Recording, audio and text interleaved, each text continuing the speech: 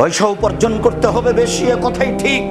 পয়সা কম উপার্জন করতে হবে কোনোদিন আমি এই কথা বলি না, তবে বৈধ উপার্জন করতে হবে।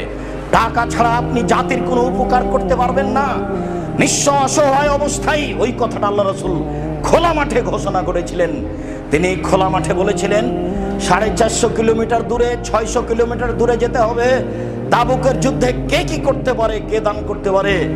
সেদিন ওমর রাদিয়াল্লাহু তাআলা আনহু বলেছিলেন, আজকে আবু বকর সিদ্দিককে পরাজয় করে দেব। এই কথা তিনি নিজে বলেছিলেন, আজ আমি দানে আবু বকর সিদ্দিককে পরাজয় করে দেব, আমার অর্থ সম্পদের অর্ধেক দান করব। ওমর, কি করতে চাও? ওমর বলছেন, আল্লাহর নবী, আমার অর্থ সম্পদের অর্ধেক দিয়ে দিলাম। বাড়ির জন্য কি রেখেছ? অর্ধেক রেখেছি। আবু বকর, এ কিন্তু আবু দাউদের সহিহ হাদিস। আবু বকর, তুমি কি করেছো?